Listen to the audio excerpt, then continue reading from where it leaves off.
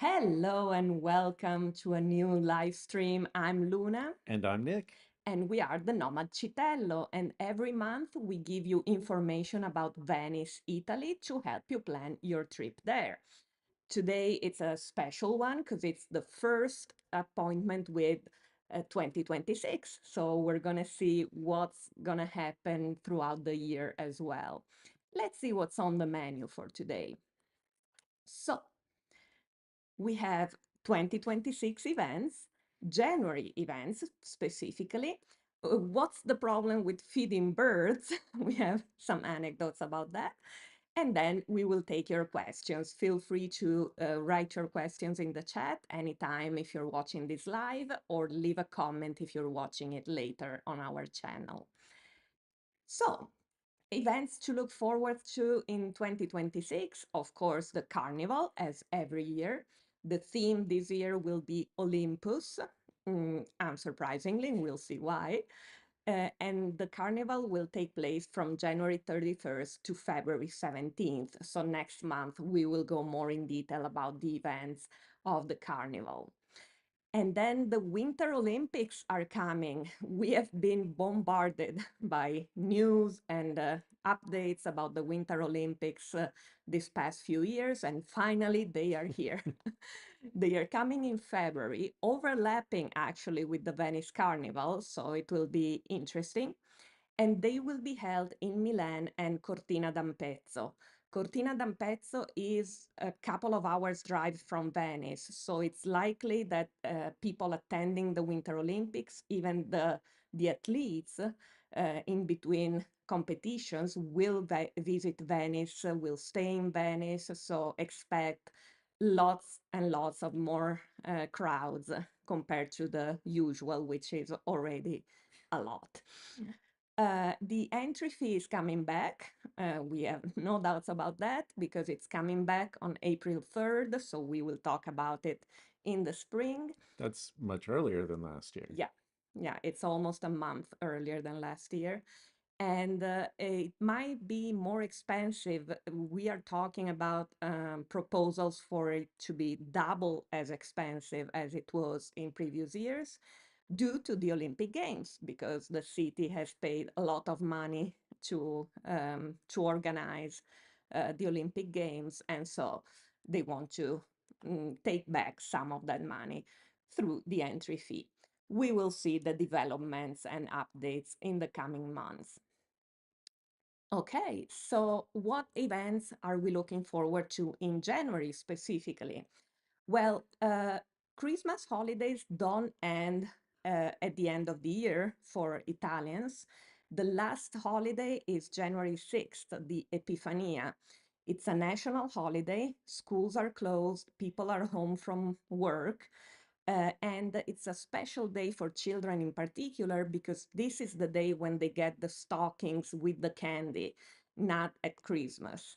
And so there will be events and shows probably around Venice in the countryside. It's traditional to have a bonfire where they usually burn the witch, which is the the Befana, the character of this particular festivity.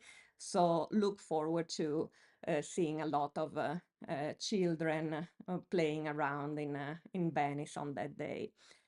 And then, because the holidays continue until January 6th, the Bisuola Winter Village will be held. It's already happening from December 6th until January 6th. And it's a fair with rides, food, and games. And Biswala is the place. Yes, and let me show you on the map. Here we have Venice, as you can see. On the mainland in Mestre, if we zoom in, there is this big park, the Parco Alfredo Albanese, and that's where the fair will be held, because it's also called the Bisuola Park. So, And you could get there if you use the tram system very from easily. Piazzale Roma in Venice. You can take the tram. There's a stop for Biswola, Yeah, bus, taxi. yeah, exactly. It's very easy to reach from Venice. Then there is an important and interesting exhibition, Dreams in Transit. It's an exhibit about the migrants' lives, and it will be held in the Piazza San Marco at the Procuratie until March 15th. The entry is free, and there's an optional donation at the door. The Procuratia is one of the museums, or It's an area of the San Marco so Square. this is not outside. No, it's inside. Yeah. Okay. Let me show you.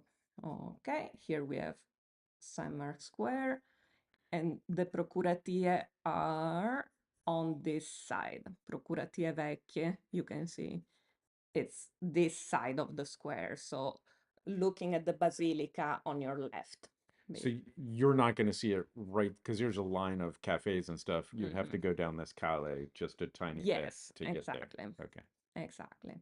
And all the information are in the description of the video with the link and everything.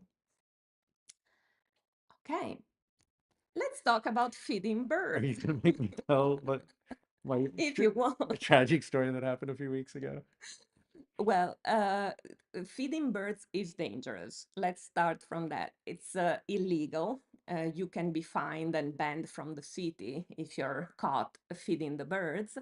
But I don't know why lately it's become customary again to see people just feeding seagulls in particular. Seagulls are extremely aggressive. They will attack people, no questions asked. Like if they have a way out, especially, they will attack you and just fly away immediately after. They attack garbage bags that are left on the street, and that is a reason for being fined very heftily because it's dangerous for everybody involved. Pigeons as well can carry ticks and diseases, so it's just a bad idea all around. It's the same reason when you go camping in some places you have to lock up your food so the bears don't get it. On one hand, you don't want your bears getting your food, but once the bears know about the food, they will come back and they will be more aggressive and they'll try harder and harder to get the food. And that's how it is in Venice with birds. The birds will try to get food at any opportunity because now they know they can. And when people feed the birds, it just encourages it. And my little tragedy, I went to have lunch and I went to one of those places where you can get just a slice of pizza and then walk away.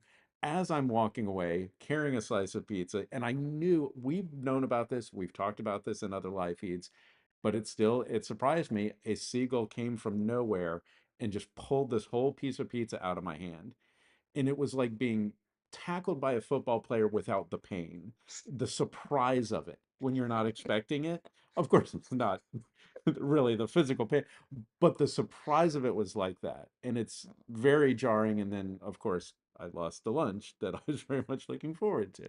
Exactly. As you can see in the screenshots that I added here, there are multiple videos of tourists being attacked by seagulls with their food while they're walking on the calle, while they're strolling around Venice. I was almost attacked by a seagull when I had finished already my gelato and it just flew over my head. They are ruthless, I'm telling you. So, And so when you go to a restaurant outside, it's nice when they have the awning, the overhang over the table. Sometimes you'll see a restaurant that has a kite in the shape of a bird flying around, and that scares away other birds. mhm. Just a table sitting wide out in the open could be a little risky. Exactly. Um, okay. So if you have any questions, again, feel free to put them in the chat.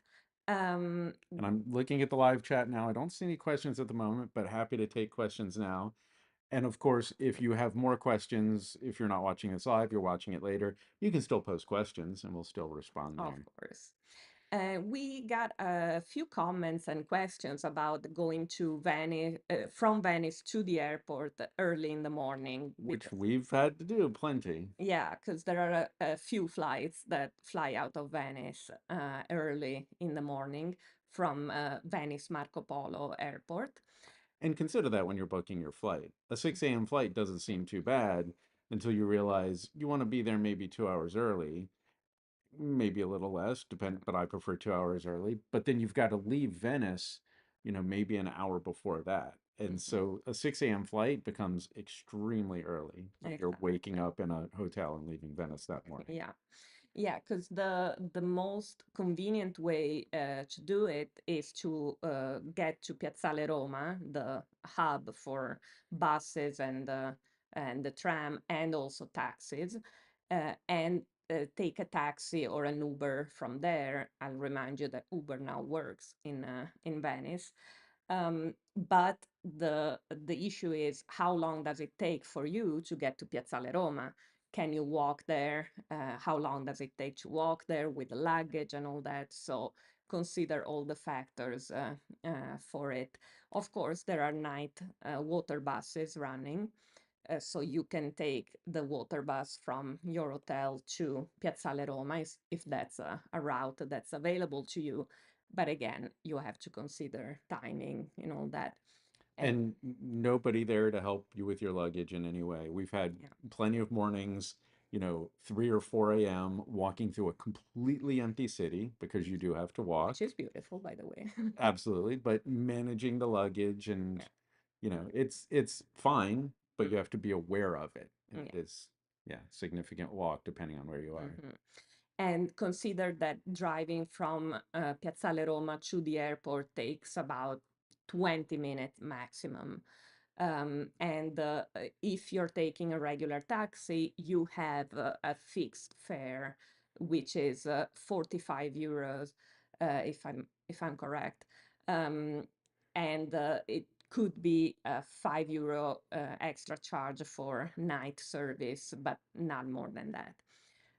And of course, instead, if you're booking an Uber, of course, you will see in the app the price you were being quoted. And we got the Uber last time, and it was perfectly fine and very reliable and efficient. These things are all great. They work, just you have to be aware. Or if you just have a flight later in the day, if you plan it that way, then we've talked about Ali Laguna. We've talked about ways to get to the airport Yeah. that are easier during the day. And you will find it in our channel. And also consider, because some people were asking how early does the airport open. The airport is open all night. The check-in for dropping your luggage is open at 5 a.m., if I'm not wrong, or 4:30 or 5 a.m. But consider that everybody has to go through the luggage line and then the security line. So the earlier you get there, the faster you get Stressful. to the end of And the I think what it is they open bag check a certain amount of time before that flight departs. Hmm. So I think, I really don't know, but I think the first flights are usually 6 a.m. and then the Right. bag drop would Yeah. open for that, I don't know, 4:30. Yeah. Those Something are like that. not, we're not positive of those numbers. That's generally how it works. Yeah, and security as well. Security opens at 5 a.m. So it can be kind of stressful when you have so many people there all queuing for security, and then you have to rush through. But Um, it's not Heathrow, it's not LAX, it's not sure. a huge airport. It's not as Yeah. big as those giant airports, but still, you've got to have the time Yeah. to work with. And another thing that I just remembered, if you have a Global Blue receipt to collect for the tax-free purchases that you made during your stay in Venice, there is a kiosk, an automatic kiosk that you can use at the At the check-in bag check. area. Yeah, Yeah. at the bag check. We didn't see one past security. It was bag check before you go through security. And I think that's the thing with the Global Blue. Okay. Not Okay. sure why, but yeah, it's always before security. So we've got a question from Julie Mhm. who is Hi, asking Julie. more about the bringing your own lunch and eating your own lunch outside. She's Mhm. mentioned a bag lunch, but maybe you did get a slice of pizza or something from a takeaway. Is it okay to just eat outside? And Julie, I think, was asking about are there designated places?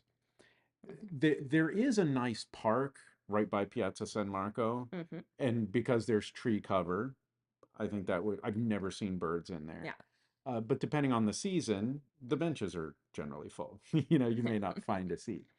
There's another garden park area between the station and the Guglie Bridge. bridge. So near the station, basically, which is another area that's very nice to sit down and have lunch. And Um, there are benches around Campo the Santa Margherita, places like that, Campo San Polo, yeah, Zatere. My recommendation would be similar to my recommendation for pickpockets. Be aware of your surroundings. I'm not going to say don't eat outside, but take a look at what's around you. Are you sitting directly under a tree, which might give you some cover? Is there a place with an awning? The narrow streets, the narrow calle might be a little bit more safe than in a wide open piazza. Uh, but you know, try to be aware they could still attack at any moment. Just be aware and cautious. and also don't sit on bridges, don't sit Yes. on banks. That's forbidden as You well. will see signs, Yeah, and we talked about the Enjoy Respect Venice initiative in another stream. There's signs, and it will say no picnic area. Do not sit here. Do not sit on the steps of a bridge. People or are walking church. there, you Hmm. know. Yeah. But there are benches and stuff like that. Hmm. Yeah, Yeah, you do have to be aware. You'd have to be careful and aware of the birds, yeah, absolutely. or be willing to share. No, don't Do not. do not voluntarily share with the birds. Yeah, That just makes it worse. absolutely. Okay, any other questions? Nothing else on the live stream. All right. Well, if you have any other questions, as we said, feel free to leave those in the comments, and we will do our best to answer all of your questions. Enjoy Venice in this period. It's a slightly quieter period until the beginning of Carnival, so enjoy the peace and quiet of slower days in Venice. And Merry Christmas and Happy New Year. And we'll see you next year. Buon viaggio.